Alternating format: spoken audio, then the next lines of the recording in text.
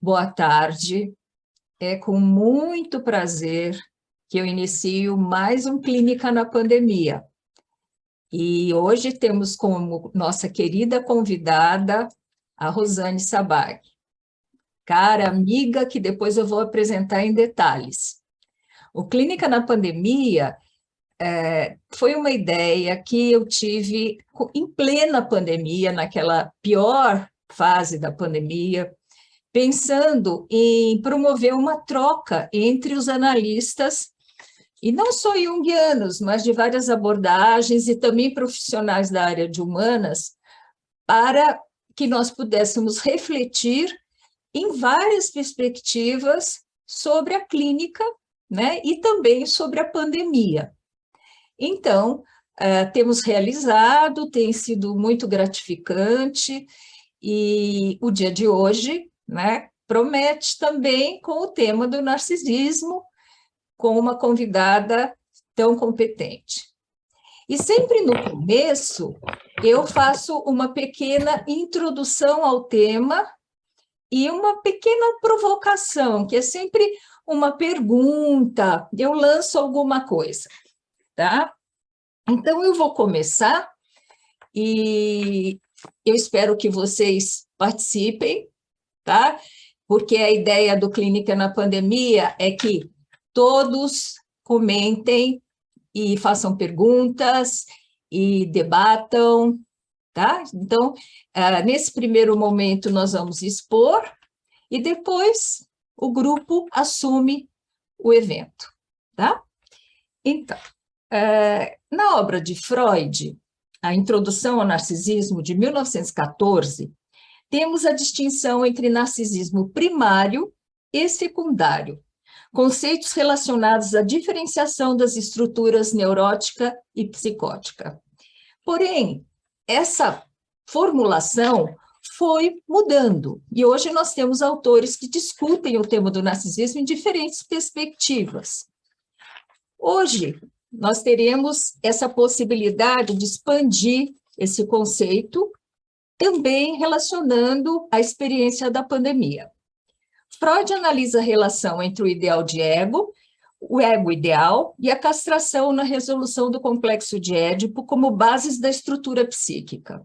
O narcisismo surge, assim, na teoria psicanalítica, como um conceito baseado na experiência clínica e na formulação do conceito de libido.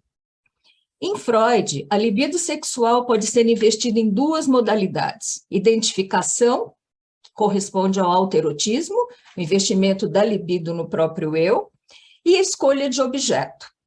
O Ruth aponta a idealização como necessária à construção do self. Em Jung, o narcisismo pode ser entendido como estruturante necessário para a construção da identidade. A dualidade libido do eu versus libido do objeto em Freud pode ser submetida a uma releitura. Essa dualidade em Jung aparece de outra forma, sempre numa discussão entre idealização, idealismo e sombra individual e coletiva. O sentido de identidade, de reconhecer-se em si mesmo, é fundado pela possibilidade de tornar real o que é possível, o potencial da psique, através da abertura ao outro, à alteridade, e o resgate desse outro em si mesmo, da integração da sombra coletiva e individual no eu. E na pandemia do coronavírus, tivemos uma outra pandemia, que a Gisele Belgman chama de coronavida. Coronavida, a pandemia das imagens. A pandemia nos transformou em registros visuais, como agora nessa live, que se comunicam através das telas. Temos quase uma etnografia da imagem da intimidade do brasileiro. As imagens transmitidas de rotina, na rotina do isolamento, se confundem na TV com o ideal de uma classe social? Será? Essa é uma questão. Uma outra questão é que, na nova formulação de narcisismo, o Oscar Migueles, que é um psicanalista, lança a seguinte fala: também nos corredores da psicanálise é possível acompanhar certo esgarçamento conceitual do termo. Quando os analistas falam informalmente narcisista, fazem-no quase sempre com sentido pejorativo. Também é curioso escutar, naqueles corredores da psicanálise, frases nas quais o narcisismo se relaciona a algo que se tem ou não se tem. Será possível não ter narcisismo? E que pode ser quantificado, como tem muito ou pouco narcisismo, como também aconteceu ao longo da história da psicanálise, se falar de muito complexo de Édipo e pouco complexo de Édipo, será possível? Então, essa é a minha provocação para apresentar esse encontro de hoje, e eu quero, com muito carinho, trazer o mini currículo que não descreve a pessoa da Rosane e a profissional, mas, para quem não conhece, apresentá-la. Rosane Sabag, psicóloga paranaense pela PUC, 1982, com formação pela Sociedade Brasileira de Psicologia Analítica do Rio de Janeiro, em 1996, membro analista da Sociedade Brasileira de Psicologia Analítica, São Paulo, e da International Association for Analytical Psychology, que é filiada, né, a ela. Cofundadora do Núcleo Junguiano de Florianópolis e coordenadora do programa Semeando Clínica, analista de abordagem junguiana atuando em Florianópolis, Santa Catarina. Apesar de que agora atuamos em vários lugares, né, Rosane? Porque com a perspectiva do online não há fronteiras. Então, Rosane Sabag fala de sua experiência durante a pandemia no atendimento clínico e na supervisão de casos, focando o tema do narcisismo criativo e defensivo. Eu vou citar a Rosane. A alteração do setting terapêutico para o online, que veio para ficar, fez com que nos adaptássemos velozmente a essa significativa ampliação no campo dos relacionamentos. Na pressa, não nos demos conta de que essa conquista trazia em si, paradoxalmente, uma solução e um problema. Rosane, seja muito bem-vinda, e é com muito carinho que eu te apresento para falar do tema narcisismo, máscaras e a face da ignorância. Muito obrigada pela apresentação carinhosa, muito obrigada a todos os presentes, que eu estou tendo a alegria de ver aqui participando com a gente. Nesse desafio proposto pela queridíssima Célia Brandão, a quem eu agradeço muito o convite, a honra de estar nesse 10º encontro, né, de clínica na pandemia, que tem reunido professores meus, pessoas que eu admiro muito, que têm trazido grandes contribuições. E eu resolvi, pretensiosamente, trazer o tema do narcisismo e das máscaras, né, que usamos para nos defender. Não essas máscaras que apareceu ali na nossa propaganda do evento, né? A máscara que protege do vírus, mas as nossas máscaras sociais, as máscaras defensivas, as personas defensivas, que não servem para nos apresentar apropriadamente ao mundo, como é a função das personas criativas, né? Mas as personas que encobrem, estão ali para encobrir nossas fragilidades de alma, os aspectos que nós não gostamos de mostrar. Essas defesas que desenvolvemos, talvez, para ocultar nossa tremenda perplexidade e ignorância perante um misterioso e gigantesco universo onde estamos inseridos. Nossa pequenez, essa sensação de sermos muito miúdos, né? Perante o universo que nos cerca, provavelmente é responsável por um sentimento de inveja que nem sempre é criativa, e que talvez seja responsável por muitos ataques que nós, humanidade, fazemos ao mundo de uma forma geral e à natureza, né? Nosso vazio, nossa pequenez, esse vazio existencial que às vezes nos assola, tão doloroso e que nos torna um poço sem fundos de desejos insaciáveis, né? Como essas máscaras acabam colando nas nossas faces, muitas vezes, para esconder tamanha perplexidade em relação ao mundo e às coisas que nós não conhecemos, tá? Recentemente, nós recebemos uma imagem desse telescópio Webb e uma janelinha desse tamanho do universo, uma foto que pega um pedacinho. Quantas galáxias ali! E assim, e saber que aquelas galáxias não estão ali mais, né? Ou não estão, talvez, dessa maneira como elas chegam para nós, a imagem, né? Desses anos-luz, bilhões de anos-luz, a luz viajando para chegar até os nossos olhos. Nesse exato instante, nós não temos a menor ideia de como está aquele pedacinho do universo. Aliás, a gente não tem a menor ideia de como é esse universo onde a gente está. É muita perplexidade. Nós somos realmente uns seres muito atormentados, né? Humanidade. E nós vivemos também um período de grandes tensões, né? Não só a pandemia, mas uma guerra que envolve importantes países do nosso globo, assim como as mudanças climáticas provocadas pela ação do homem, que varrem a Terra. A gente, nesse momento, nessa semana, passamos aqui em Florianópolis por um ciclone que nos atormentou por mais de um dia, mas, assim, uma noite inteira, a gente passou escutando aquele vento zumbindo e girando em torno de nós com toda a fúria, fenômenos que nós, brasileiros, nunca tínhamos testemunhado, nunca tínhamos vivido, enfim, né? Muitas coisas também no nosso entorno que estavam latentes estão eclodindo, né?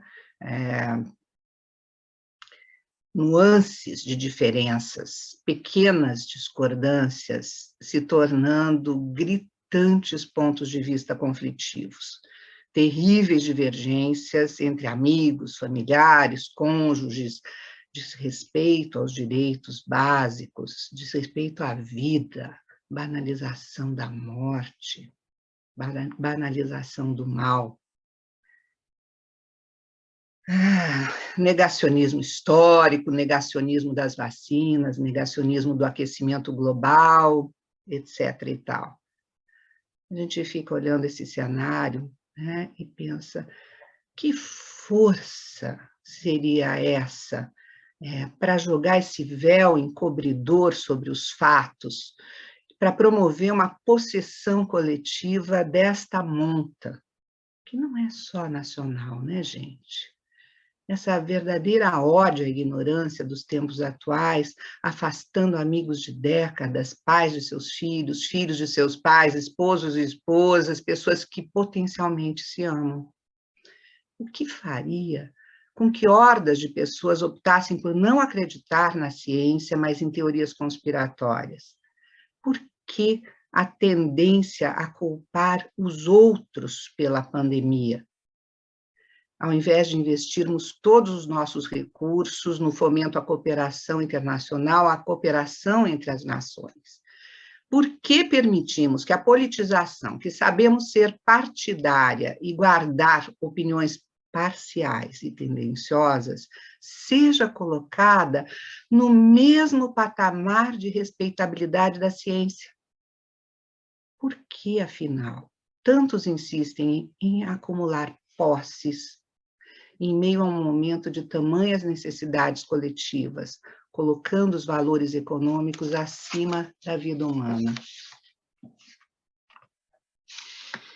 Se a máxima do conhece a ti mesmo e conhecerás Deus está no avesso, o desafio parece residir no atual enaltecimento da ignorância. A alienação quanto à importância do outro e o empobrecimento do conhecimento, principalmente do conhecimento sobre si, levam o homem moderno a uma imersão cada vez maior nessa armadilha do espelho, no aprisionamento e na escravidão crescentes dentro desta bolha de ilusões e de exigências. Hoje nós vamos falar muito dessa bolha, que eu chamo de balão mágico, né? Que a gente chama, né, de um mundo, de um pequeno mundo que se fecha sobre si mesmo. Parece que este período, né, que nós atravessamos é também um período em que as narrativas identitárias, através das quais, historicamente, nós compreendíamos a nós mesmos e ao mundo, estão em desconstrução.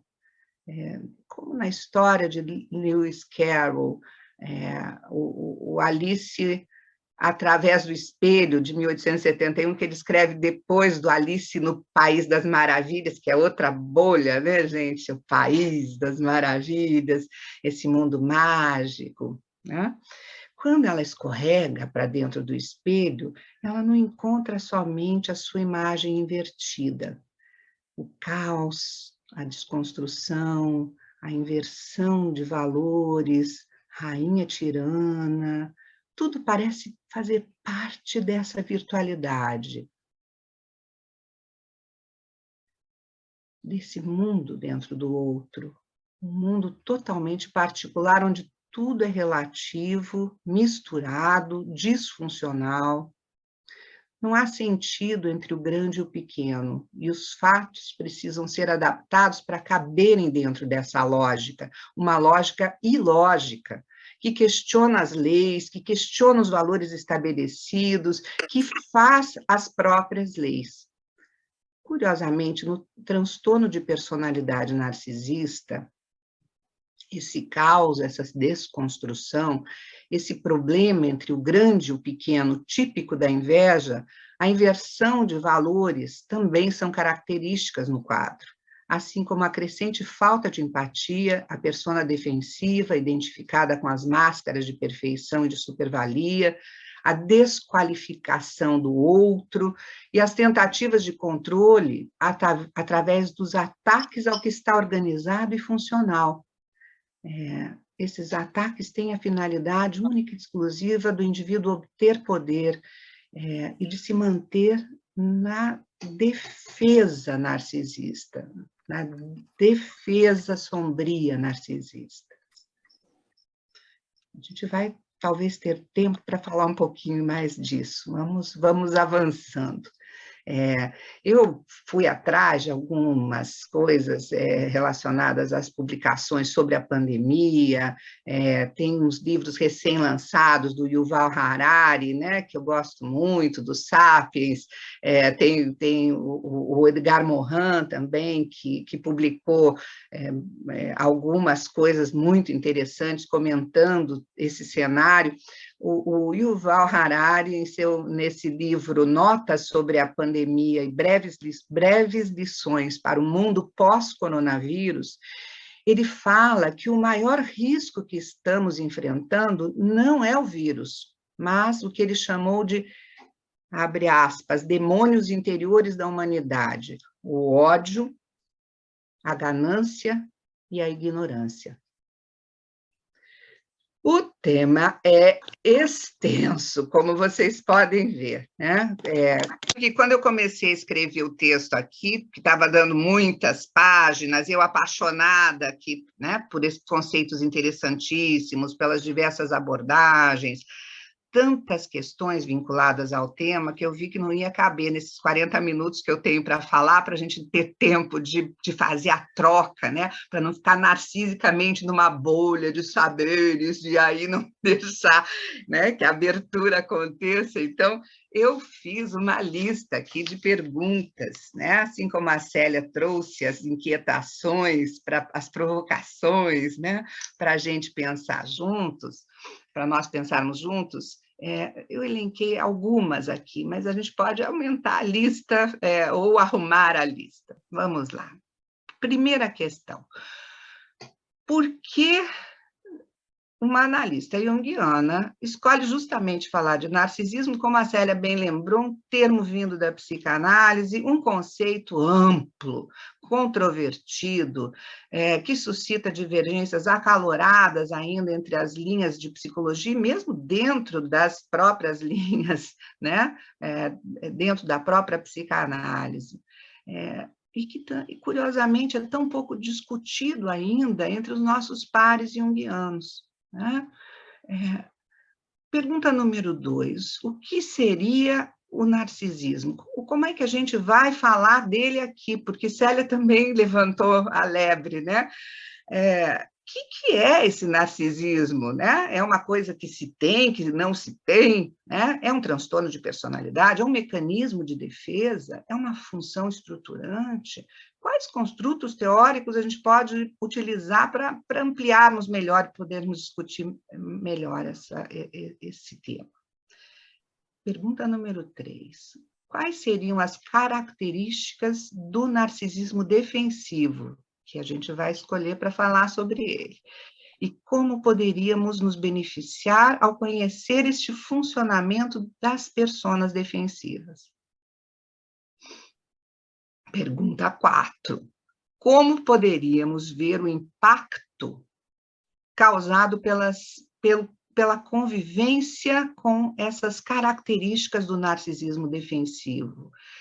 No self individual, no self familiar e no self cultural. Vocês estão vendo que eu já estou usando alguns conceitos da psicologia simbólica junguiana do Carlos Byton, que nos ajudará a nortear aqui o nosso pensamento de alguma forma.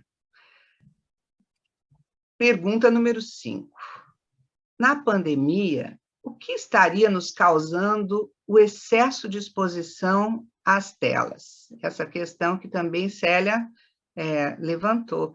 Não sei se vocês já pararam para pensar, mas nós, antes, né, dessa revolução que foi a descoberta das salas virtuais, nós não nos víamos ao conversar com alguém.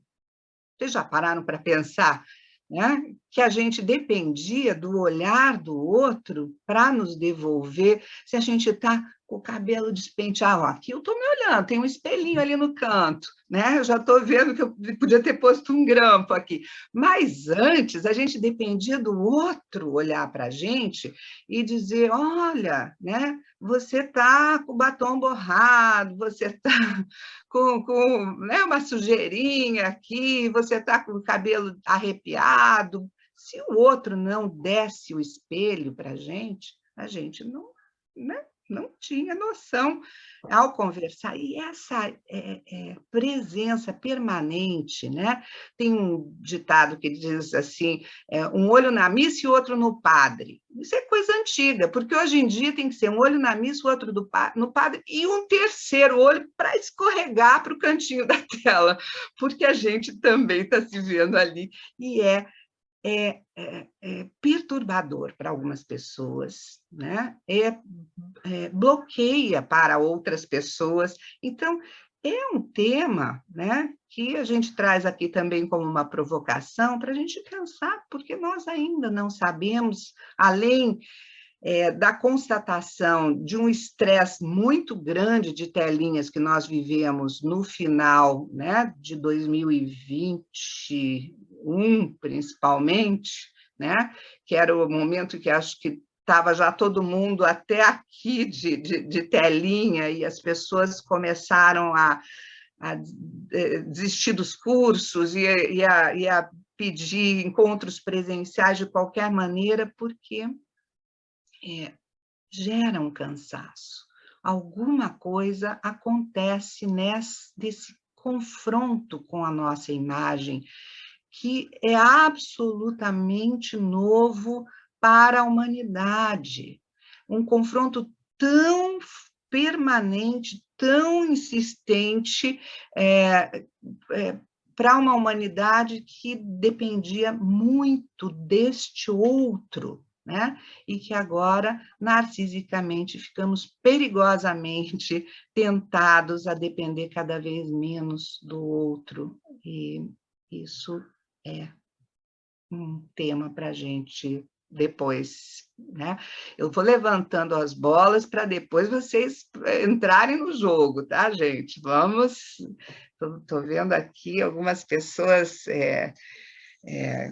com as quais eu gosto muito de trocar essas ideias, vai ser bem interessante. Então, eu vou acelerar aqui, vocês estão vendo que eu estou lendo, vou ler, porque se eu não leio, eu falo muito e o tempo não vai dar. Então, vocês me permitem, por favor.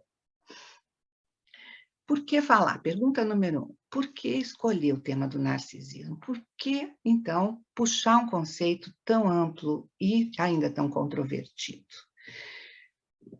Ontem, eu convidando meu colega querido, professor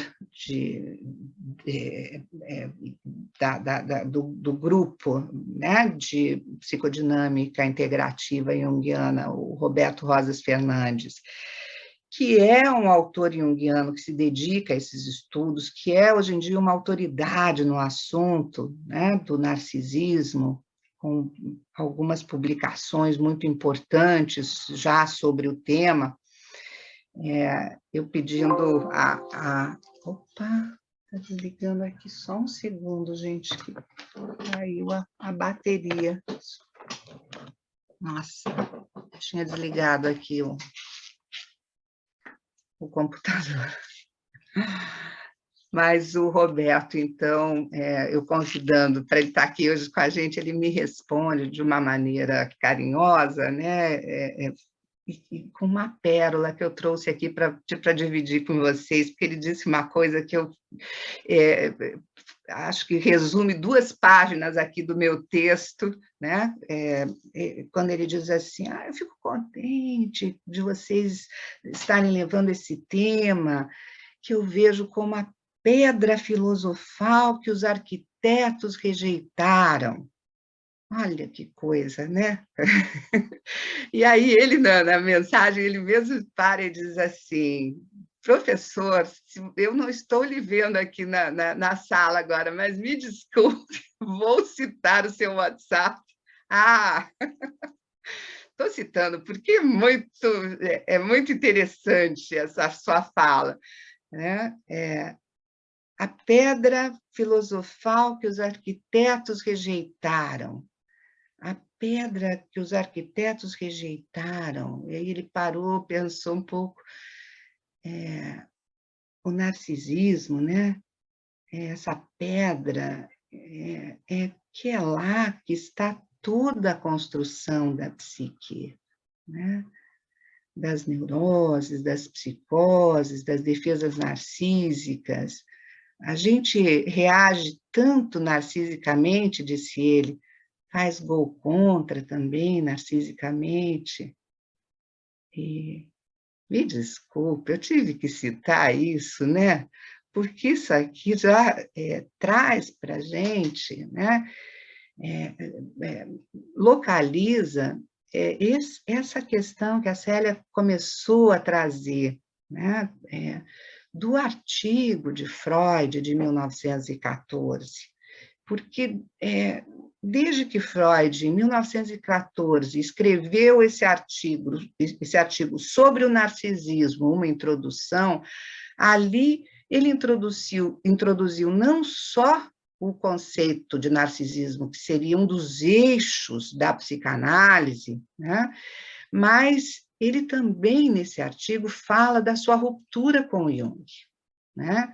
1914 foi o momento que Jung, que era o grande colaborador,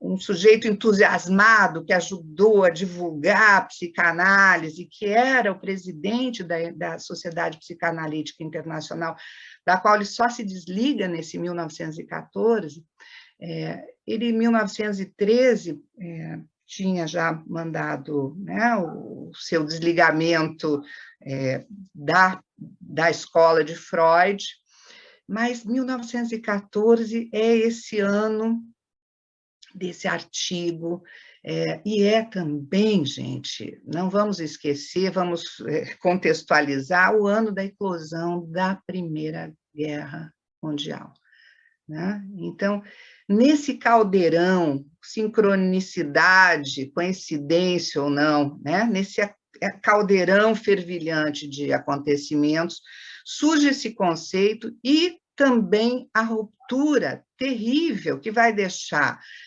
uma ferida narcísica, né, na psicologia profunda, porque nós, junguianos, ficamos com um gap muito grande em relação a esse conceito do narcisismo, porque ficou fora dos nossos construtos iniciais de compreensão da personalidade. A psicanálise, por outro lado, seguiu desenvolvendo esse conceito, e nós, agora, só com a psicodinâmica integrativa, com as chamadas também, né, dos autores, como o professor Byton, que alertam para a importância de nós prestarmos atenção na psicanálise e tentarmos né, compor o conhecimento com as descobertas desses pesquisadores, desses cientistas, né, de outras linhas, nós ficamos nesse gap durante muito tempo. Então, o conceito de narcisismo, ele agora que a gente está revisitando, né? E é importantíssimo que a gente possa voltar a essa pedra, né? Que a gente... vou brincar um pouco com o Roberto, né? Que é a pedra filosofal, que ele trouxe de uma forma bacana, assim, eu digo assim, também é a pedra no sapato, né? Da gente, porque ficou um conceito muito mal discutido. Então, de alguma maneira, isso resume, talvez, né, o porquê de trazer esse tema, e a importância de pensar o narcisismo dentro desse estudo psicodinâmico na atualidade e pensar o narcisismo dentro, a importância desse tema para a nossa prática clínica, que é assim, a bandeira da nossa SBPA, é parte da nossa formação como analistas, né, junguianos, que a gente precisa honrar e levar à frente, né? Então, acho que a pretensão de trazer esse tema, que é grande, né, é justificada, perdoável, pela importância da gente poder estar trazendo essa questão, né, para o momento atual, que também é um momento muito complexo que nós estamos atravessando. Pergunta número 2, então, o que seria o narcisismo, né? O que a gente vai tratar como narcisismo aqui, só para a gente poder discutir um pouco mais essa questão. Nós vamos considerar inicialmente o narcisismo como uma função estruturante. Foi assim que eu comecei a construir aqui, para a gente pensar. Com esse conceito da psicologia simbólica junguiana do Carlos Byton, que coloca o narcisismo como uma função simbólica, estruturante de nossa personalidade, que pode se apresentar de forma criativa, né, ou defensiva, em seus aspectos sombrios, patológicos, alternando também os aspectos polares entre o narcisismo propriamente dito e o egoísmo, referindo-se aqui ao mito, então, de Narciso e Eco, né? São inúmeros os teóricos da psicanálise que utilizam em suas pesquisas essas denominações de narcisismo primário e secundário, né? Basicamente, o primário na infância, né? Necessário, saudável, esperado, e o secundário, quando há uma fixação da libido regressiva. Estou fazendo um resumo da ópera muito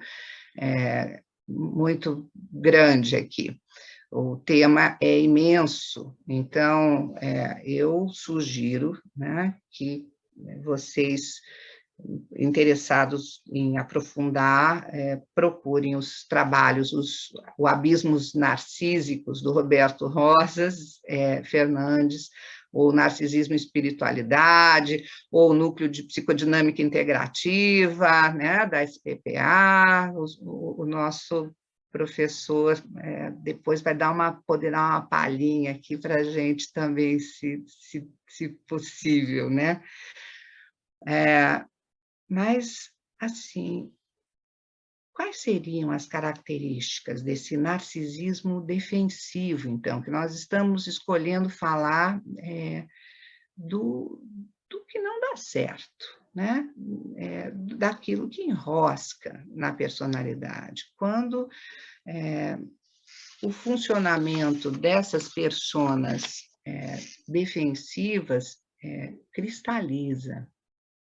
Na psiquiatria clássica, nós encontramos o narcisismo descrito como um transtorno de personalidade. Atualmente consta no DSM-5 como transtorno de personalidade narcisista, o distúrbio no qual uma pessoa teria o senso inflado ou grandioso de autoimportância.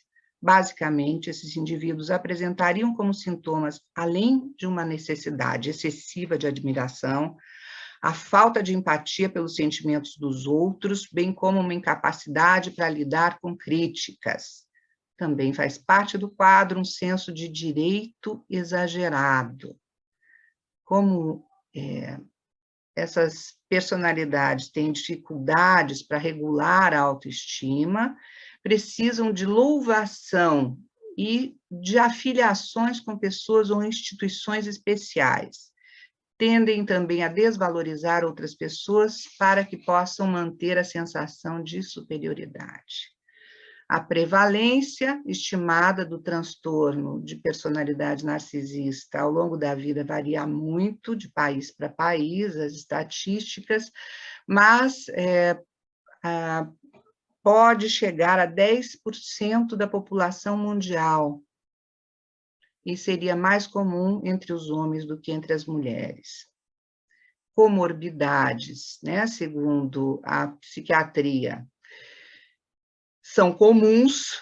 Os pacientes muitas vezes também apresentam transtorno depressivo, por exemplo, transtorno depressivo maior, transtorno depressivo persistente, anorexia nervosa, transtorno por uso abusivo de substâncias, especialmente cocaína, ou outro transtorno de personalidade, histriônico, borderline, paranoico. Então, preciso a gente diferenciar uma boa capacidade de autoestima, o gostar de si mesmo, né, saudável, criativo, das defensivas de natureza narcisista. Nas fixações de natureza narcisista, tudo o que não temos é uma boa autoestima. Mas o que poderia significar esse aprisionamento na imagem, no ideal de perfeição, nessa idealização de si mesmo, ao se ter como única realidade o indivíduo identificado com o divino? que aconteceria com essa identificação com o divino? Basicamente, essa identificação impede que o sujeito viva o seu aspecto humano, ou seja, que ele se humanize, né? Aos poucos, lentamente, sendo desumano mesmo, consigo mesmo e com os outros. Ao brincar de Deus, ao não se humanizar, o indivíduo se fragiliza mais e mais. Maiores precisam ser as defesas de grandiosidade para defender essa fragilidade. Num primeiro momento, nós temos a tendência a ver essas personalidades narcisistas defensivas como valorosas, como fortes, pois, de um modo geral, elas sabem vender a imagem de pessoa bem-sucedida, de pessoa importante, de salvadores da pátria, né? De forma contrária, a libido fixada nessa forma defensiva torna o ego permanentemente pedindo aplauso, pedindo aprovação, torna o ego sempre na falta, né? Sempre não preenchido. O Winnicott vai denominar de falso self, essa desconexão com o que é essencial e verdadeiro na personalidade. Jung vai denominar de persona, essa forma de se apresentar ao mundo. Neste caso, uma persona de força e valor, mas hoje em dia nós falamos uma persona que oculta uma fragilidade, então uma persona defensiva, né? Não seria uma persona criativa.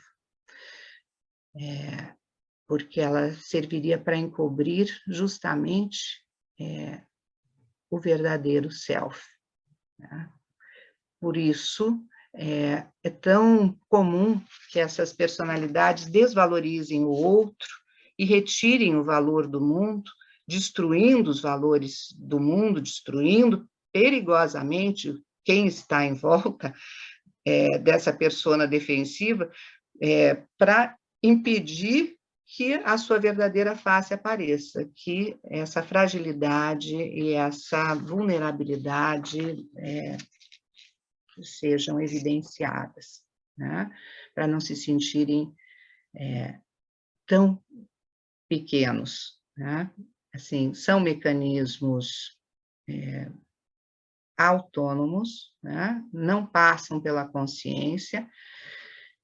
E o resultado é que, ao aparentar ser divina, luminosa e brilhante, essa persona, o interior está vazio e oco de sentido. O empobrecimento do verdadeiro eu é provavelmente a razão das atuações destrutivas no mundo, pois a inveja é uma função que se expressa de forma defensiva quando o eu não tem recursos para integrar criativamente os objetos desejados. A disfuncionalidade que vem daí é também uma característica importante. As atitudes são grandiosas, mas não funcionais.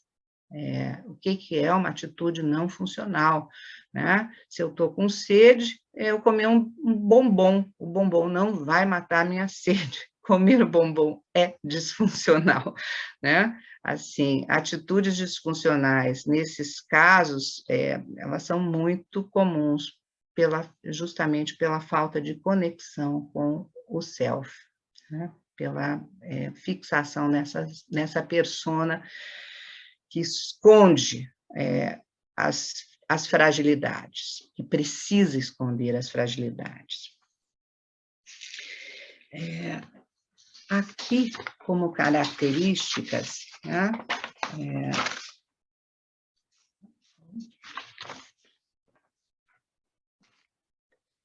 eu fiz um apanhado, porque o texto ia nos levar a muita teoria, não caberia aqui. Então, eu coloquei aqui algumas características destas personas defensivas que aparentam segurança, beleza, poder, né? Uma segunda característica é que não tem outro para esta forma de funcionamento. Então, a dificuldade de olhar o outro, a dificuldade de reconhecer na relação que existe um outro. O outro é quem? O outro, então, é uma extensão de mim, né? Se eu estou numa bolha de fantasia de que eu sou maravilhoso, que eu sou perfeito, que tudo em mim está certo e o meu mundo é assim, pronto, acabou, né? Ou você está dentro do meu mundo e você é parte de mim e parte desse mundo, ou você não existe. Você é banido para fora desse mundo, né? E o outro, quando é banido, ele perde o direito a existir, né? A gente fala dessa maneira teoricamente, mas assim, na prática, você conviver com uma pessoa que te olha e não te vê é uma das coisas mais terríveis que nós humanos podemos passar, né? Porque a pessoa que não vê o outro, né, ela vai atropelar o outro, ela vai desrespeitar esse outro, ela pode abusar desse outro, ela pode usar esse outro como um objeto, porque o outro não tem direito a uma existência plena, ele tem direito a uma existência parcial. Então, como um pedaço, né? Como uma existência parcial, você pode ser a minha mão, você pode ser o meu braço, você pode ser um pedaço de mim, ó, pedaço de mim, ó, metade afastado de mim, né? Mas você não pode existir como um ser integral. Eu não te reconheço, não reconheço os teus desejos, eu não reconheço o teu self, porque eu mal reconheço o meu, né? E nessa defesa. Então, esta situação também leva o indivíduo que está fixado. Veja, nós estamos falando de uma persona defensiva que usa o narcisismo, né, de forma não criativa. A gente não está falando da necessidade de busca de autoestima, a gente não está entrando em nenhuma das outras searas do narcisismo. Nós estamos falando aqui da fixação barra pesada, quando a pessoa começa a mergulhar mesmo nesse mundo e vai fechando, e esse mundo vai ficando empobrecido. O empobrecimento do eu leva a uma sensação de estar cada vez menor, e esta sensação precisa imediatamente de uma defesa mais potente. Então, as defesas vão se tornando mais estruturadas, e os tributos a essa sua majestade, né? Porque o Freud fala no narcisismo primário, ele vai falar que o bebê é a sua majestade, ele está no seu lugar maravilhoso de ser sua majestade o bebê, né? Porque nós realmente precisamos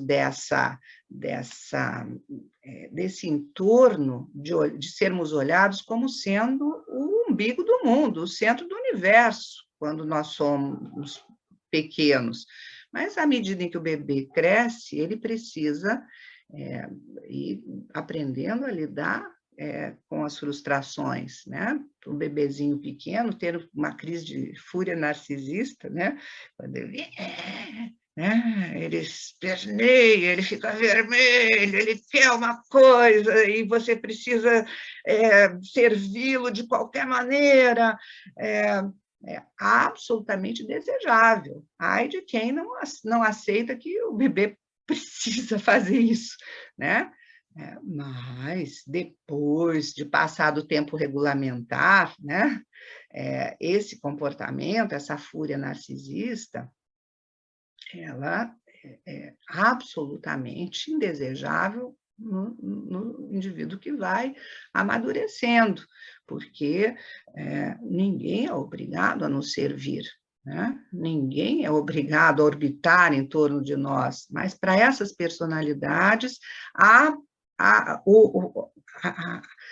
o outro, como ele não tem direito à existência, ele só tem valor se ele estiver orbitando ao redor da personalidade fixada no narcisismo. Então, esse valor que é dado ao sujeito enquanto ele serve, faz desse sujeito um objeto, que enquanto ele serve, ele está ali sendo usado, né? Depois que ele não serve mais, ele é descartado de forma fria, né? Como o nosso personagem lá do mito, Narciso, que era muito frio e rejeitador, né? Então, essa convivência com as personalidades fixadas faz com que quem está em volta precise pagar tributos para a personalidade narcisista. A exigência de servir à sua majestade extemporânea, né, faz com que você fique servindo, muitas vezes, a serviço de exigências as mais absurdas, porque não se esqueçam que a personalidade que está ali dentro daquela máscara, dentro daquele muro lindíssimo, coberto de ouro, está se sentindo muito empobrecida. Então, ela acha que ela merece tudo e que ela precisa de tudo, né? Então, os valores, né, que são negociados nesse momento, não são os valores de alma, não são os verdadeiros valores, esses valores não entram em questão. Assim, o que é importante é que sejam os valores, que estejam ali os valores que a personalidade narcisista consegue reconhecer, que são os valores materiais, que são os valores utilitários.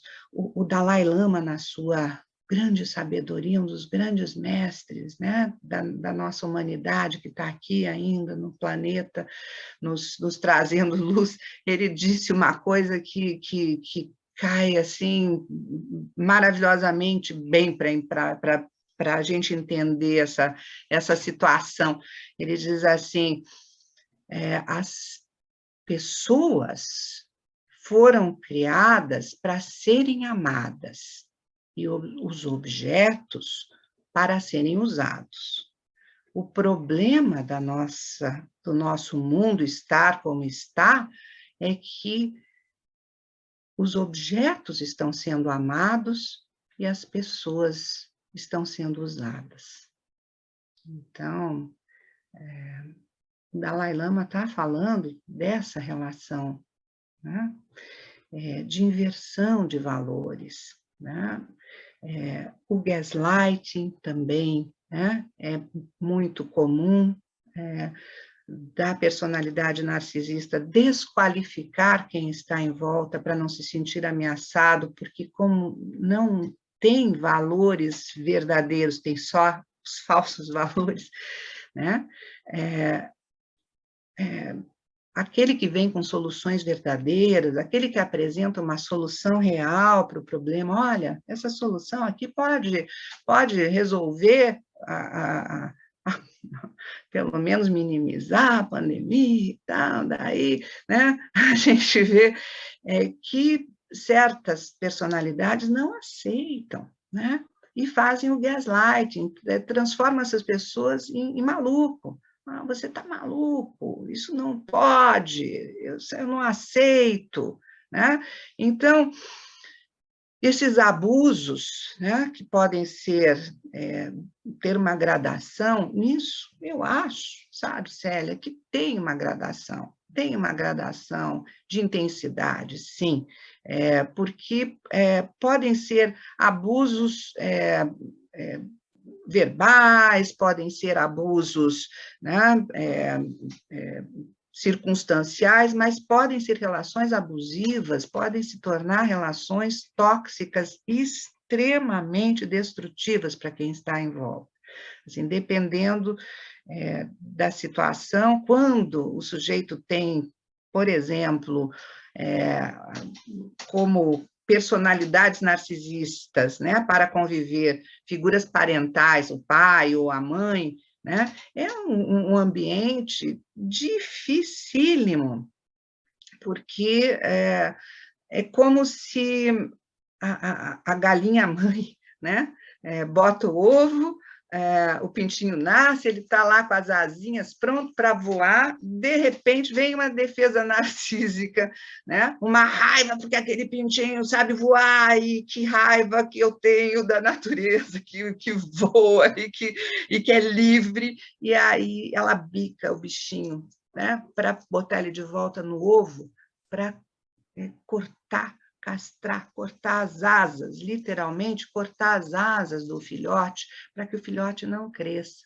Então, em volta dessas personalidades, nós vemos sempre muitas pessoas paralisadas, narcotizadas. A gente vai ver que Narciso vem da raiz da palavra narque, né? Do grego, mesma raiz de narcótico. Então, essas pessoas que convivem, às vezes, precisam ficar entorpecidas para suportar a convivência com esses cortes permanentes, com as desqualificações permanentes. Esse mundo pequeno, para onde a personalidade narcisista defensiva puxa, né? Quem está em volta para caber dentro dela, não cabe, não cabe ninguém direito, né? Então, cortar, fazer os entortamentos da realidade, porque a realidade também não cabe no meu belo mundo, né? Então, quando esse belo mundo está estabelecido de uma certa maneira, a própria ética é entortada para caber ali dentro. O desrespeito à ética também, infelizmente, né? Eu às vezes uso uma imagem para pensar assim, esse mundo pequeno como um balão desses lá da Turquia, né? E as pessoas que embarcam nesse balão precisam deixar coisas para trás para o balão poder voar, e para o balão poder voar, muitas vezes fica o lastro da ética para trás, né? E as pessoas se perdem num voo e não voltam mais, às vezes, né? Elas ficam desconectadas da realidade, longe da terra, do nosso chão da realidade, e longe da terra, nosso planeta, nossa natureza, né? A natureza do corpo, a natureza do desejo, a natureza do self, a natureza natura naturans, né? Enfim. Essas características, Célia vai me norteando com o tempo. Rosane, quando você precisa mais? Eu acho que a gente pode ir para o final já. Tá bom. Tá bom. Porque é muita coisa aqui que é muita riqueza para resumir em 40 minutos, mas depois a gente vai ter o debate com o grupo e aí você pode completar. Tá bom, querida. Então, eu tô fechando aqui, eu pensei em trazer o self individual, no self familiar, no self cultural, de certa maneira, já falei disso no self individual, agora no self familiar, né? A gente vê, infelizmente, muitas pessoas aprisionadas nessas relações, agora na pandemia, né? Nós tivemos tristemente que constatar o quanto foi difícil a convivência dentro dos lares com personalidades abusivas e as relações tóxicas, porque não tinham para onde fugir, não tinham como se afastar, não tinham como se proteger, né, nessas relações. Então, eu fico, assim, refletindo como é triste constatar, né, que uma única personalidade assim afetada pode causar tantos estragos em volta. Afetam tantas pessoas, porque geralmente essas personalidades, elas ocupam lugares de poder e buscam a notoriedade e a influência, e acabam por exercer real influência sobre a vida de muitos. Um chefe narcisista, um político narcisista, um líder religioso, ou um pai, ou uma mãe de família, cada um em sua esfera vai deixar marcas profundas ao seu redor. É muito triste a gente ver como essas pessoas ficaram presas em casa, ampliando o sofrimento perante as desqualificações constantes e o convívio com os ataques de fúria narcisista. É muito impactante ver como pessoas doces, gentis, amorosas, são presas fáceis dessas personalidades, e quanto mal fazem a si próprias ao se deixarem silenciar, aceitando condições inaceitáveis em ambientes abusivos, né? De cobranças constantes, de elevado estresse. Esses tributos que a gente fala, né, que são cobrados, são tributos emocionais, não são só tributos físicos, né? Os reis terríveis, eles não se importam se o vassalo está passando fome, se o vassalo vai ficar miserável, contanto que ele sirva aquele desejo do soberano. Então, é terrível, né? A gente vê o efeito nocivo dessa convivência na saúde, que é muito grande. Por isso que a gente fala em ambientes tóxicos, em relações que são tóxicas e paralisantes, como um entorpecente, e a gente pensa nas dependências, de um modo geral, como sendo um lugar para onde muitas dessas pessoas escapam, as pessoas que convivem com personalidades narcisistas defensivos. O entorpecimento, o dormir, o alienar-se de si, ao mergulhar no torpor, no narque, a tensão do campo arrefece. Os tributos deixam de ser necessariamente pagos, porém o indivíduo corre o risco de, ao se identificar com a persona do doente ou do dependente, permanecer para sempre também fixado, ecoando a personalidade narcisista. Aqui tem um aspecto que não deu tempo de trazer sobre o mito, mas que eu acho importante da gente dizer, é que Narciso, no seu mitologema, ele traz essa ideia do sono como morte, da morte, desculpem, como um sono, né? No sono, nós refletimos sobre nós mesmos. Nós podemos rever nossas narrativas identitárias. As pesquisas modernas da neurociência falam dessa função do sonho, né? Como sendo um passar a limpo. Então, esse fechamento, esse olhar para o nosso reflexo, ele faz parte dessa revisão, a reflexão que deveria servir para que nós pudéssemos nos olhar e nos conhecer melhor. O ideal é que nós fizéssemos a revisão através do reflexo, né? Flectere significa curvar, reflectere é curvar novamente, então, se eu curvo 2 vezes, eu fecho, mas eu fecho para me olhar, para poder reflexionar, né? E abrir. Então, neste movimento, eu vou olhar para os outros brilhos, eu vou olhar para síderes, para os astros, eu vou considerar outros brilhos, outras estrelas brilhando, com brilhos diferentes, com pontos de vista diferentes, e aí eu fecho de novo, considero e reflito,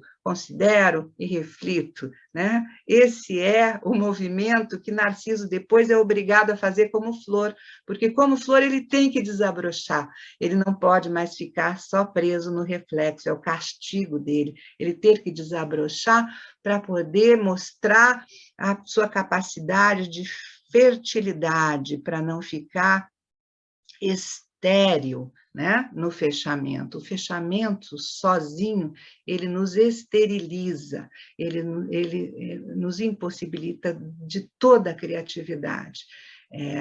Então, no mito, quando ele é transformado em flor, ele precisa abrir para considerar. E é nesse momento que nós vamos abrir para as considerações de todos. Muito obrigada.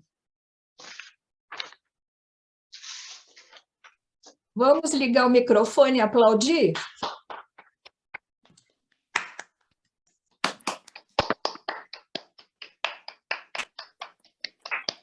Rosane, que belíssima fala, que belíssima fala. E eu queria fazer comentário, porque realmente a gente não aguenta não comentar, né? Vamos lá, né? Tão linda fala, tão conectada, que eu acho que isso é importante, né? Falando da alma, e tenho certeza que todos estão mobilizados. Eu vou fazer apenas alguns comentários e vou abrir para todo mundo falar. Então, a questão do Freud, né, que você trouxe no começo, quer dizer, como a lacuna que haveria na psicologia analítica em relação ao tema, né? E foi interessante, eu achei muito interessante quando você trouxe a época, né, que foi a época da separação do Freud e do Jung, justamente movida pela questão da conceituação de libido, né? Enquanto em Freud a libido era libido sexual, em Jung ela seria energia neutra. Então, o tema do narcisismo em Freud realmente estava ligado à questão do autoerotismo, né? A sexuação, o complexo de Édipo, né? E a libido de objeto ou libido do eu. Então, essa dualidade no Freud é presente. Mesmo mudando a teoria das pulsões, a primeira, a segunda tópica, permanece essa dualidade. No Jung, nós ficamos buscando quais são os conceitos fundamentais para se entender o narcisismo, né? Então, o narcisismo, como você colocou, aparece como função estruturante no Beighton, né?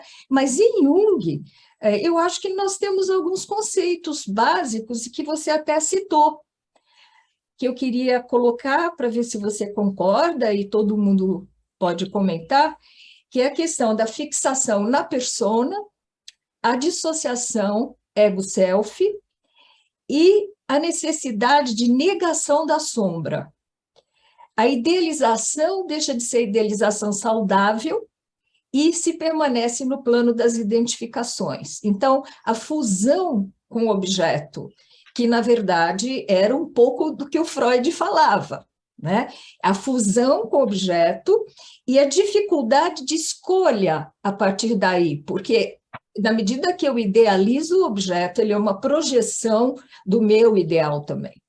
E, a partir daí, eu não estou escolhendo mais, eu só estou no plano das identificações, eu permaneço no plano da identificação massiva, e não estou vendo o outro, né? Então, até que ponto, nesse momento, nós poderíamos formular uma teoria junguiana também do narcisismo, como entender, né? Eu, particularmente, gosto muito do Kohut. Eu acho que a psicologia do self ampliou o conceito de narcisismo. Eu acho que o Kohut coloca isso muito claramente, que a idealização é necessária ao processo de desenvolvimento, né? E o conceito de self-objeto, e que a idealização e a desidealização fazem parte da estruturação do self.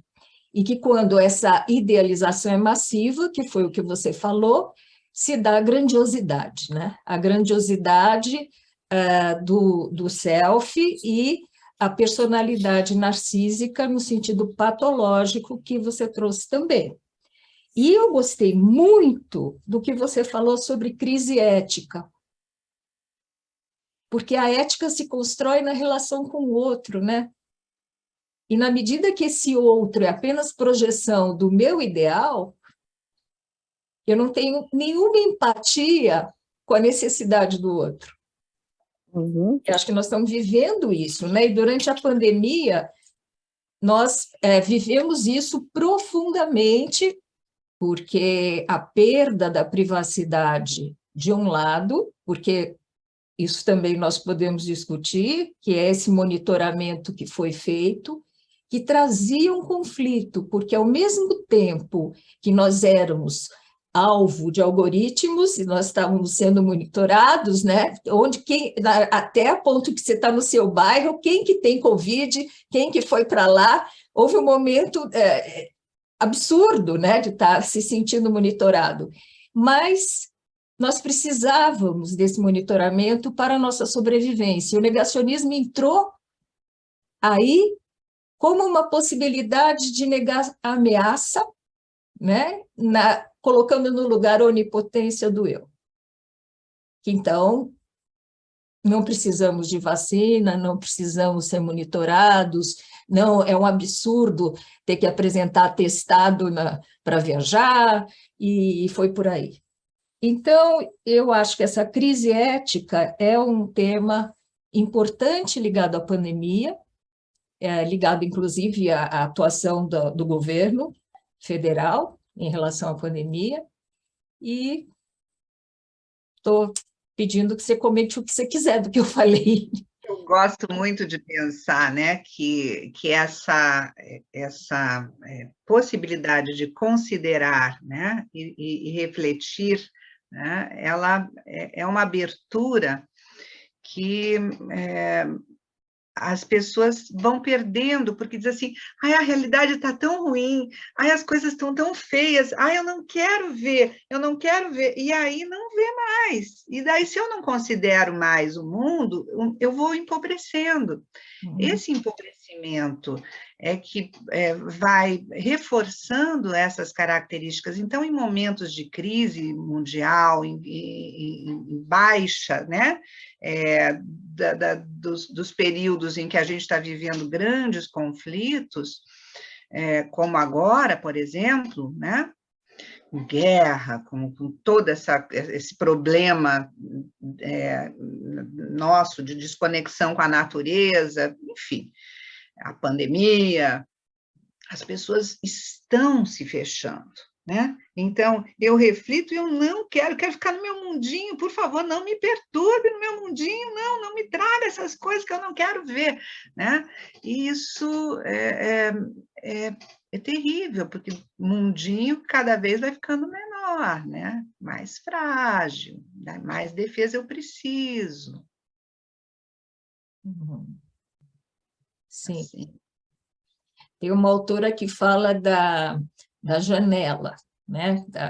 O papel da janela na pandemia, porque nós fizemos, o ativismo foi um ativismo pela janela, né? E ela é uma urbanista, a Gisele Bergman, ela fala assim, que nós tivemos essa moldura imposta e que é interessante, porque mesmo na janela apareceram esses conflitos de identidade, que era quem gritava mais alto, quem não tinha coragem de gritar, o vizinho estava gritando a favor de um e o outro do outro, né?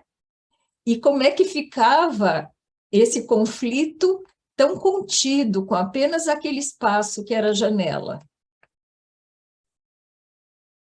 Pequenas janelas nós tivemos, né, de expressão, porque também... Essa janela também da internet, né? Sim. A gente está todo mundo na sua janelinha, né? A janelinha, né? esses limites bem ali colocados. E a Gisele fala das molduras, né? De que cada um põe na sua imagem na internet. Qual o fundo? Aqui em Florianópolis, nós temos as maricotas, que são aquelas figuras que eles fazem né, de cerâmica não, de argila, né? Esqueci o nome agora, de barro, né? Uhum. E que elas ficam assim, né, na janela, eles põem as figuras. Nós todos somos as maricotas, né? Mas vamos abrir para a turma, né? Quem quer comentar ou fazer pergunta, por favor, ligue o microfone e se expresse. Não precisa colocar a mãozinha, não.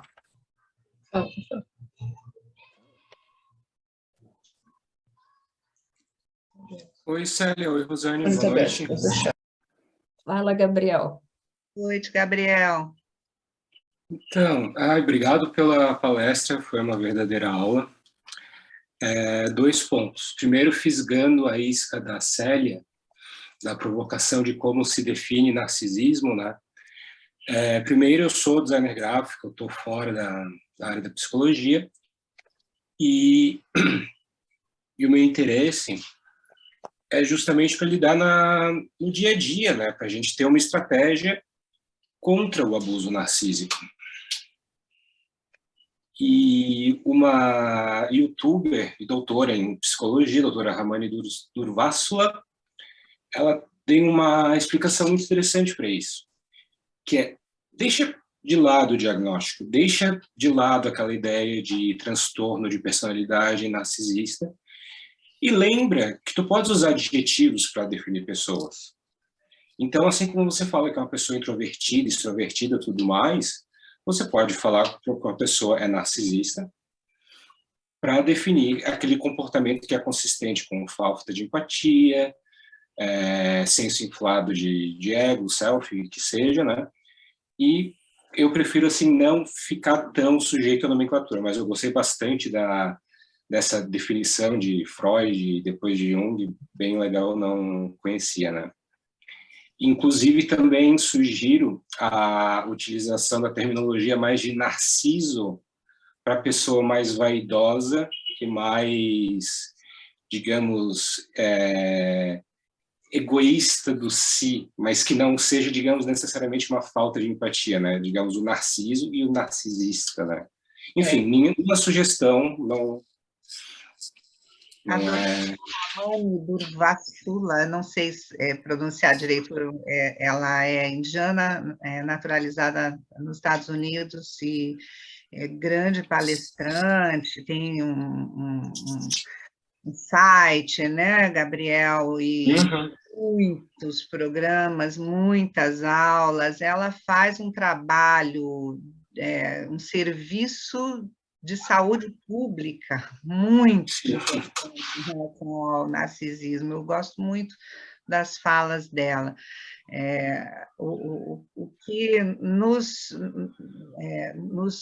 importa aqui, eu sei que você é de outra área, inclusive quero aproveitar para te agradecer as imagens que foram cedidas, gente, pelo Gabriel, pesquisa dele de um site especial que faz essas imagens maravilhosas que a gente usou na divulgação.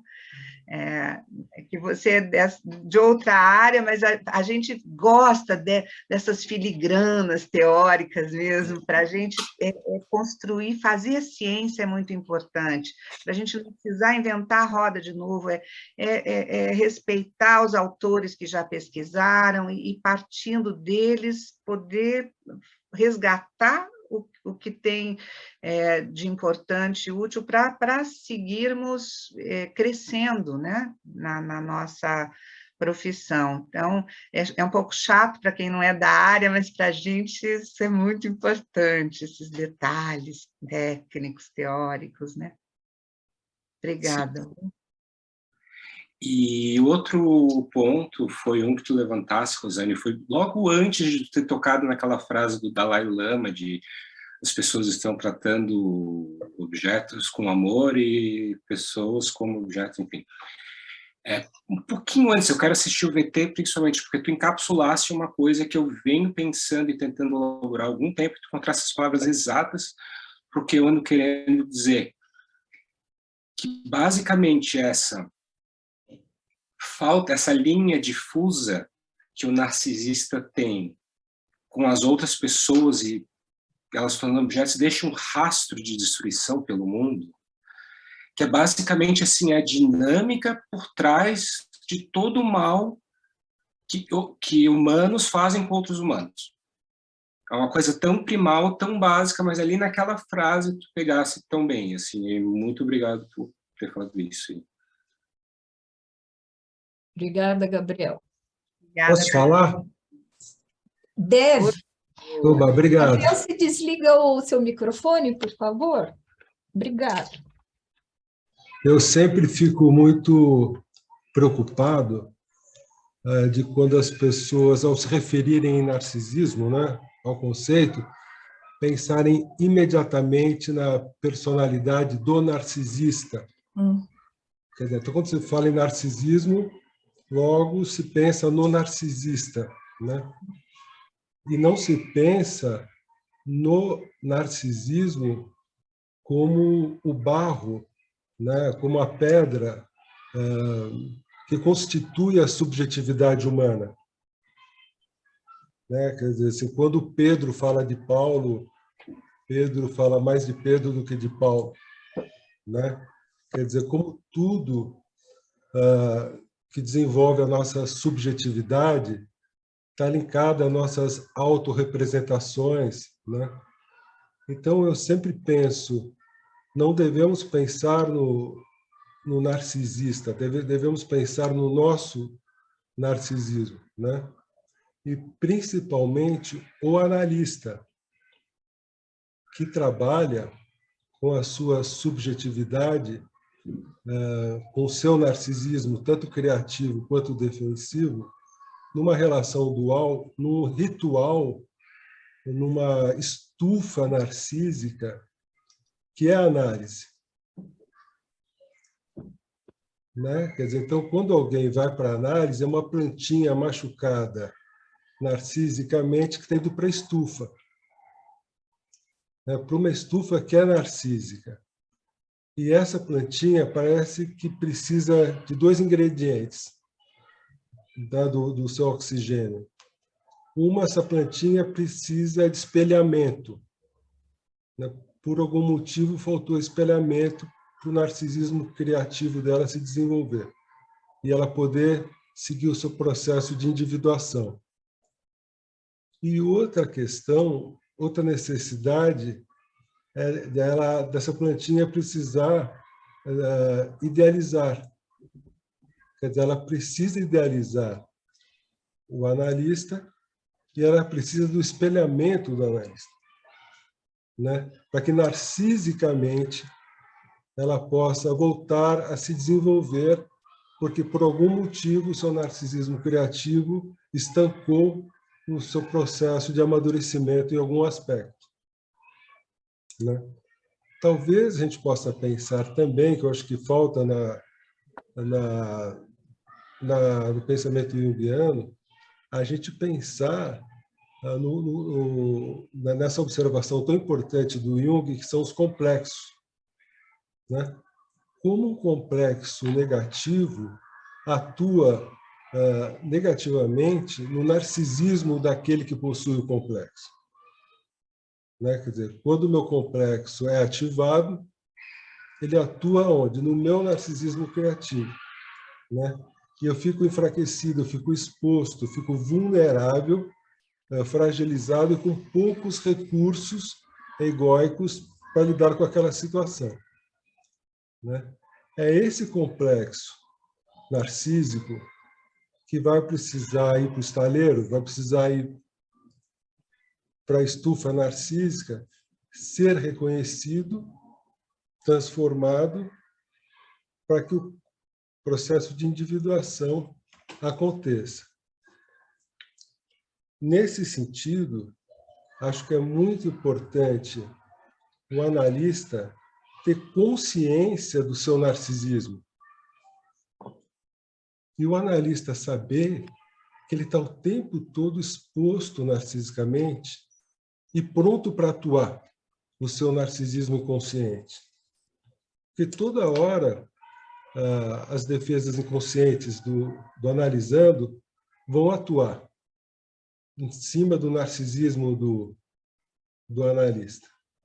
E o analista, como um ser humano que é narcísico, que é, não narcisista que é, mas narcísico que é, pode atuar com aquilo que o Kohut definiu tão bem, que são as fúrias narcísicas, né? E daí os actings do analista, quer dizer, como é que o analista vai atacar o seu paciente? Como é que a galinha vai atacar o seu pintinho? De forma autônoma, de forma impulsiva e de forma inconsciente, né? Então, a estufa narcísica pode muito bem virar uma reprodução de um ambiente que vai propiciar negativamente as mesmas questões que abriram essas feridas narcísicas no indivíduo em análise, né? Então, me parece muito importante que o analista trabalhe a contra-transferência profundamente e que ele perceba na sua supervisão o quanto que o narcisismo dele é atacado, o quanto é atingido, o quanto que ele atua narcisicamente de forma inconsciente, o quanto que isso atrapalha o processo analítico. E esse narcisismo precisa ser, então, conscientizado para que ele não seja atuado, né? Então, basicamente é isso que eu queria dizer, né? O analista atento ao seu narcisismo, atento à sua subjetividade, à sua fragilidade narcísica, que também está nessa estufa narcísica. Muito bom. Bom, esse é um tema, para mim, né, apaixonante já desde sempre. Eu acho que eu tinha até comentado com o Roberto um dia desses, que é a questão também da autoestima do analista e da projeção na pessoa do analista e das figuras como médico, que tem essa liderança sobre a sua clientela, de um arquétipo que é o arquétipo do salvador, que tem uma certa onisciência, um certo poder sobre o outro, hipoteticamente, que, na verdade, não é real, né? Então, essa grandiosidade do papel e no papel, né, é atuada. Então, é a grandiosidade do self do analista, como o Kohut fala, da grandiosidade do self. Porque a desidealização é para evitar esse complexo inflado de salvador, né, de dono da verdade. E eu acho isso importantíssimo no momento que nós estamos vivendo, porque nas lideranças fundamentalistas, o que se instala é isso, né? Uma fala onisciente. E as pessoas não questionam o que está sendo dito, né? Saindo do campo da psicologia e indo para o campo da política, as pessoas não questionam. Você pergunta, o que você entende de política? Nada, mas eu acho que ele está certo, porque tudo que ele fala é certo. Aí, acho que a grande questão da projeção do self-objeto no político. Né? Quer dizer, o self-objeto onipotente. Sim. Né? E como já diria o Platão, né, na República, quer dizer, a pessoa não vê o tirano que se esconde nessa fachada de self-objeto onipotente. Sim. Né? Esse filho regredido não consegue ver o tirano que não está nem um pouco preocupado com a emancipação, com a consciência do eleitor, né? E é isso, quer dizer, a gente vê, no nosso caso agora, um duelo de dois tiranos, né, para falar de uma forma mais clara, com muita sombra dos dois lados, e as pessoas fazendo uma opção, esse tirano é melhor que o outro. Né? Não tem o melhor, né? Não tem papai, não tem mamãe aí. A gente tem que observar isso, né? Que nós estamos órfãos nesse momento. Eu concordo com essa questão da projeção do self-objeto e acho que nós, como brasileiros, né, projetamos nas nossas lideranças os nossos ideais, é verdade, né? O self-objeto idealizado, né? E, claro, que nós estamos num momento que, pós-pandemia, ainda pandemia, muito fragilizados, né? E fragilizados pela situação do país, etc. Então, acho que nós temos que trabalhar muito e debater muito essa questão das nossas idealizações. E eu tinha falado para a Rosane, no comecinho, que mais do que escolher um candidato, eu acho que a gente tem que pensar em salvar um país e pensar nas nossas instituições, porque nenhum deles vai salvar, nenhum. Mas o que parece favorável a esse momento, né, de forma mais amenizadora, vamos dizer assim, dos conflitos principais, porque, na verdade, nós, na posição narcísica, nós não pensamos nas instituições, nós não pensamos no conjunto, nós não pensamos na massa, nós pensamos no nosso eu, na nossa opinião. Eu ouvi pessoas dizendo, em tal governo, a empresa da minha família faliu. Tá bom. Mas qual é o critério agora para a continuidade? Será que a gente não pode mesmo pensar em personalidades que tenham mais dificuldade para abrir, né, do que outras? Porque nesse momento, um pouquinho antes da gente entrar, na sala, a Célia estava comentando comigo, a gente falando de... Nem sei por que veio esse assunto. Uhum. Ela citou uma fala do Lula que tinha surpreendido. Se você puder repetir, por favor, que eu não vou saber. Eu acabei de falar, foi no debate agora na Fiesp que ele falou, nós não temos que pensar agora, eu estou escolhendo essa pessoa ou aquela, ou ficar fixado, né, em uma pessoa ou outra, mas pensar nas nossas instituições, pensar no coletivo. A dificuldade, e o Jung fala isso, ele fala na dificuldade, inclusive é aqui no presente e o futuro que ele fala isso, nas obras completas. Ele fala que nós temos tendência a nos identificar com a massa, com o movimento de massa que está aí, que está no inconsciente coletivo, e não discriminar exatamente o que está acontecendo com cuidado. Então, movimento de massa confunde também, né? Ou para o bem ou para o mal. Chamou muita atenção quando você disse que ele comentou, eu não vou ficar aqui para sempre, mas as instituições... Sim, né? Isso nós não vamos ficar aqui para sempre, exatamente. É um elemento de saúde que, nesse momento, a gente precisa olhar mesmo, assim, aonde tem mais saúde, né? Sim. Um pouco mais de saúde, né? A possibilidade de não fechar 100%, porque uma estrutura que se fecha narcisicamente, ao meu ver, no narcisismo patológico, nisso que o Roberto estava dizendo, que não é, né, o narcisismo pensado como pedra fundamental, né, como o lápis filosoforum, né? Mas o narcisismo pensado no seu aspecto defensivo, terrível, né? Quando esse eu frágil começa a se tornar extremamente destrutivo com o que está em volta, eu acho que a gente precisa poder identificar as pessoas que estão assim possuídas dessa forma e aprender a lidar com isso, porque eu acho difícil, eles não estão nos procurando nos nossos consultórios, né, para a gente atender, a gente está tendo que lidar no coletivo, no mundo, né? Não sei o que vocês acham disso.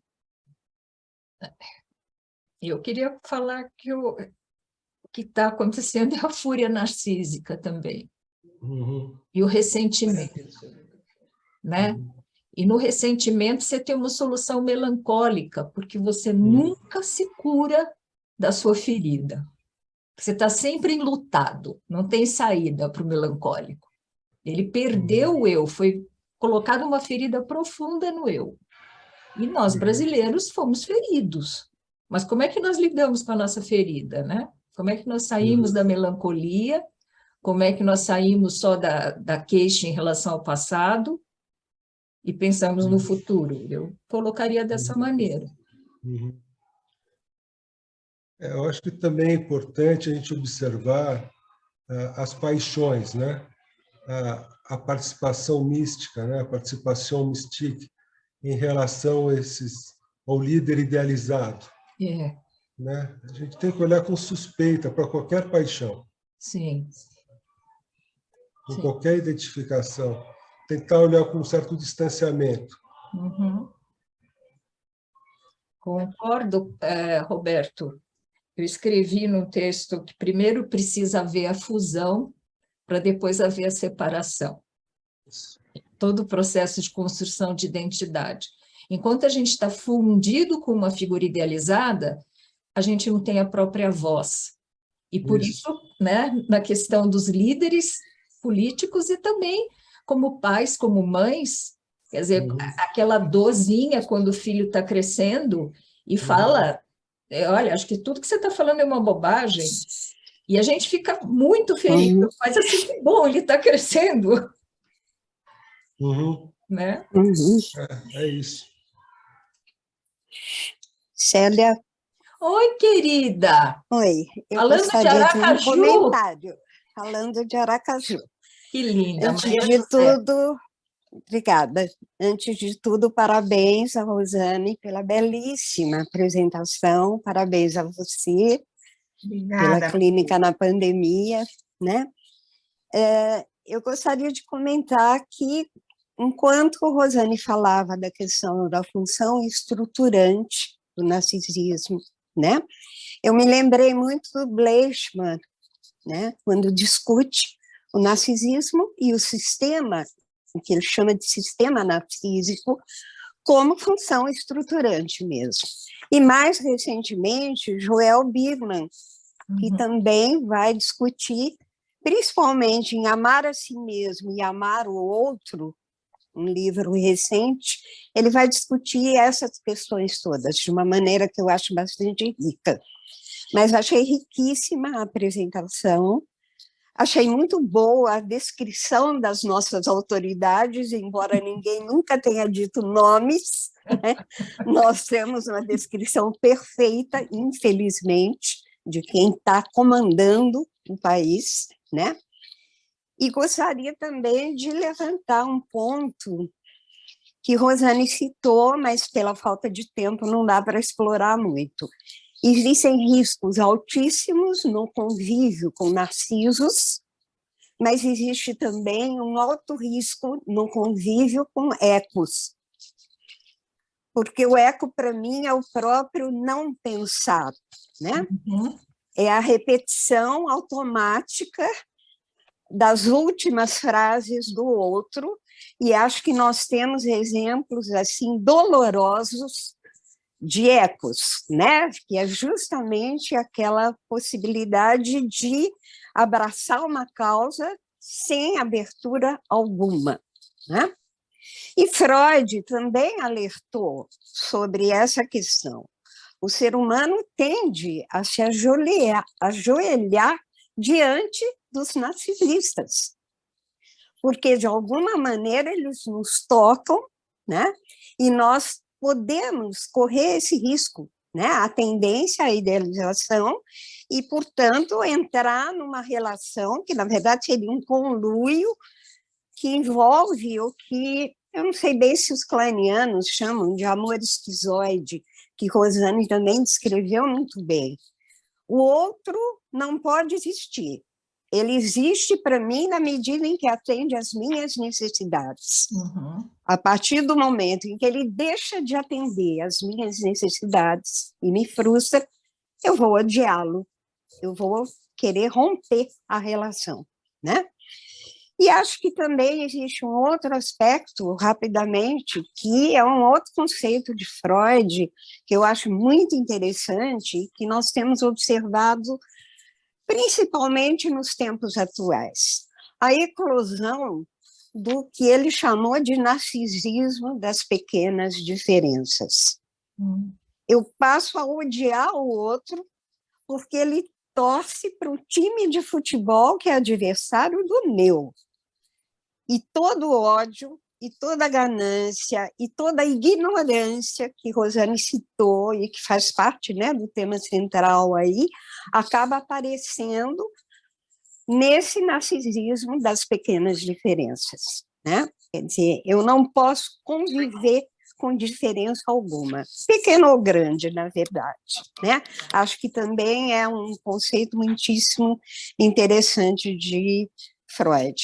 Agora, no geral, achei a apresentação muito rica, o debate muito rico, estou muito satisfeita de poder ter assistido tudo isso, tá? Um grande abraço para todos. Obrigada, Maria José Majô, querida. Foi minha colega de USP, fizemos psicologia juntas, e é psicanalista, e justamente o que nós temos aqui é a possibilidade da convivência das diferenças, né? E como tem sido rico. Inclusive, Maria José fez um clínica na pandemia também como palestrante. Então, essa possibilidade de fazer pontes, né? Vai ser um pouco uma rede aí, e não fazer separações essencialistas, né? Fundamentalistas. Sim, fundamentalistas. Sim, concordo. Ok. Eu queria fazer falar sobre um aspecto que eu acho muito importante, sobretudo no começo da psicanálise, que a gente fala de Freud, fala de Jung, e o lado feminino foi realmente esquecido. E depois Winnicott, né, falou que não existe o bebê, mas existe a mãe. Então, um narcisista tem uma história também que deve ser contada. Eu fico assim, impressionada, por exemplo, com a história da Alemanha. Nessa guerra, a gente está vivendo, viveu a busca de um pai ou de uma mãe, a idealização de alguém que pudesse responsabilizar por a gente, quer dizer, e isso é o que a gente está vivendo também no Brasil, né? Idealização, essa dicotomia, ou é um, ou é outro, e a gente vê o fenômeno do Harry Potter, por isso que eu fico pensando quanta sabedoria nessa explosão do Harry Potter, que nós somos todos órfãos. E eu acho que o narcisismo é a carência mais importante. O Roberto falou dessa plantinha que é ferida, que está precisando da estufa. Eu achei muito, muito boa. E obrigada, Célia e Rosana, também por essa oportunidade enorme de poder trocar, né, essas ideias.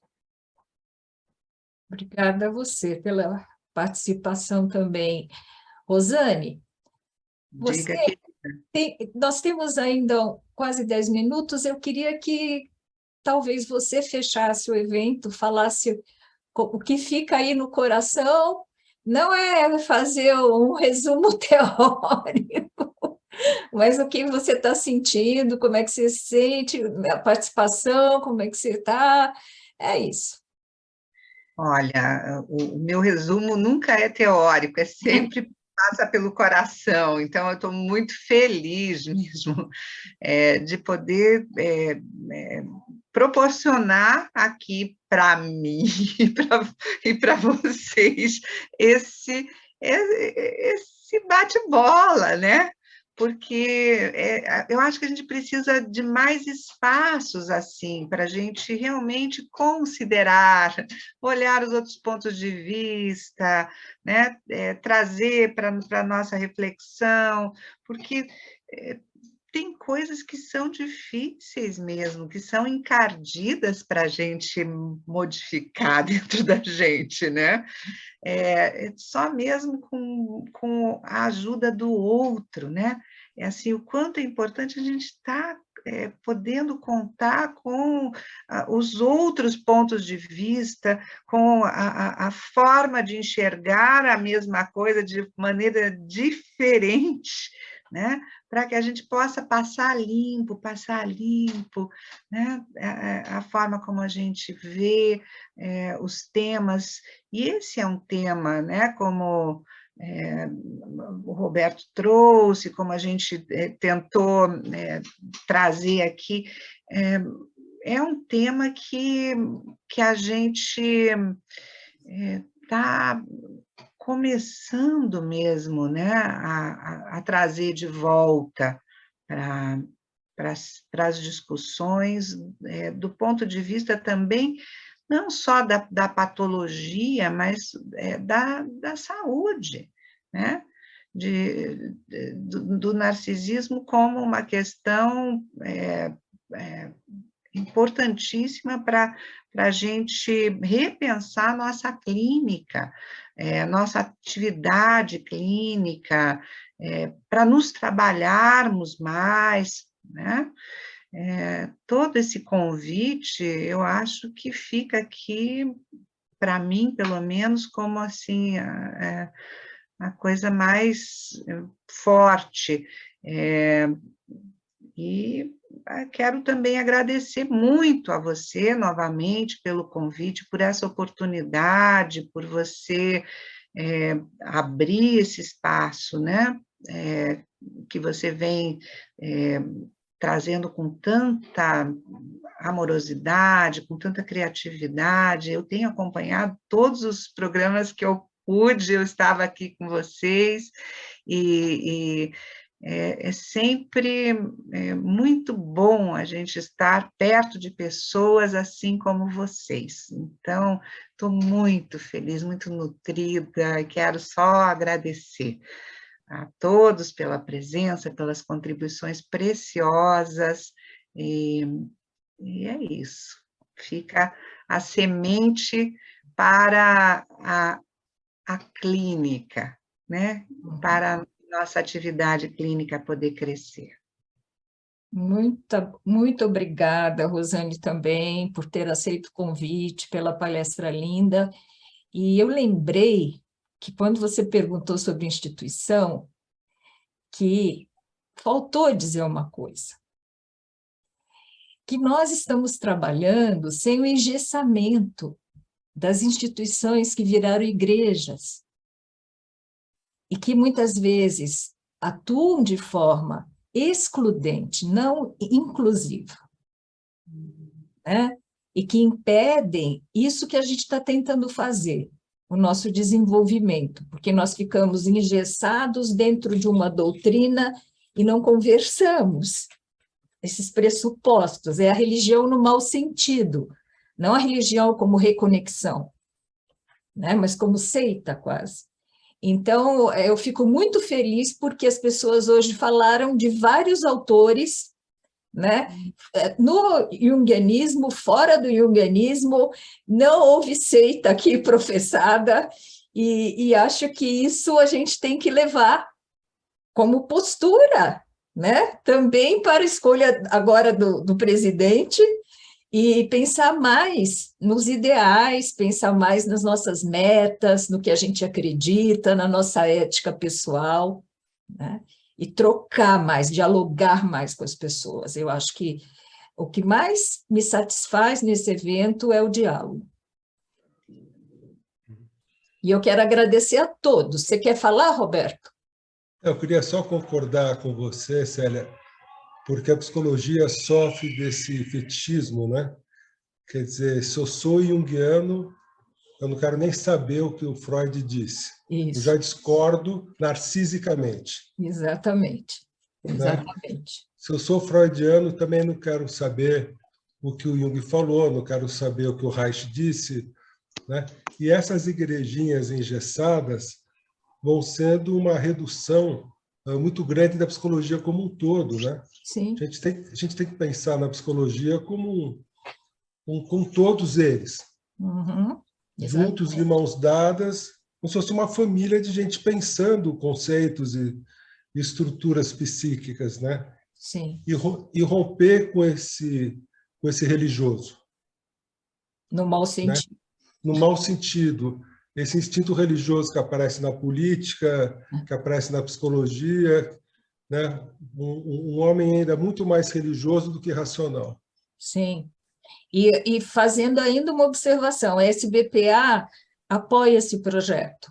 Então, eu criei esse espaço, mas a SBPA quis apoiar, sem censura, sem restrição, sem fiscalização. Nós estamos tendo total autonomia no Clínica na Pandemia. Que bom, ótimo. E parabéns muito feliz de te projeto. ver, Roberto. Eu também, estou muito feliz de estar com você de novo. E a sua esposa, que está escondida ali, mas estou vendo ela. Oi. Narcisicamente, para ela ficar escondida. Então, puxa ela. Ontem deu uma aula maravilhosa de Corruti. Ontem. Eu amo Corruti. Eu também. Adoro os livros do Corruti. Gente, olha, eu não quero encerrar, mas eu vou ter que encerrar. Eu respeito o horário desse evento para todo mundo poder se programar e dizer realmente ocorre no horário que eles estão falando que vai acontecer. Então, o horário é 17 às 19, tá? Eu agradeço a todos. Agora, em setembro, nós vamos ter o Vitor Palomo, que vai fazer uma ponte com a literatura. Ele ainda não me deu fechado o tema, mas certamente será muito rico, porque, para quem conhece o Vitor, ele tem doutorado em letras e é membro da Sociedade Brasileira de Psicologia Analítica. Vai ser no dia 17 de setembro. Tá bom? Nem deu tempo de eu cantar para vocês, para que discutir com o Madame. Fica como sugestão de sábado à noite a gente escutar um pouquinho de samba. Né? Sim. Estou brincando com vocês. Mas, assim, eu gosto muito de pegar as músicas para pensar os temas, né? E essa ficou me acompanhando direto, de vez em quando eu ligava alguma coisa e estava tocando com algum outro arranjo. Eu falei, isso tem muito a ver com o narcisismo, né? Não sei se todos... que Narciso acha feio o que não é espelho.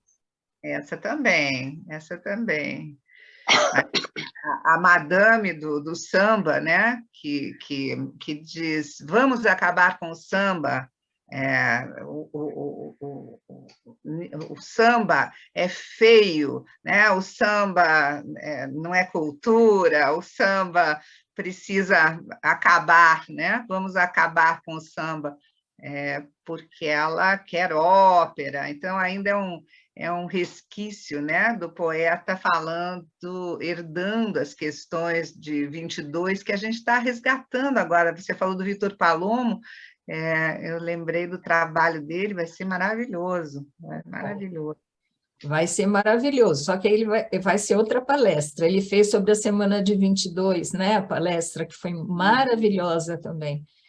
E vamos revê-lo, então, em setembro e vamos conversar de novo, porque está sendo muito gostoso. Eu falo que é meu happy hour, mas é a minha hora de alegria mesmo. Gente, um abraço, obrigada, Rosane, e vamos em frente. Tá obrigada, bom? Célia, obrigada a todos. Obrigada, Rosane, obrigada, Célia. Obrigado, parabéns, Rosane, parabéns, Célia, pela iniciativa. Beijão para todo mundo. Beijão para vocês. Tchau.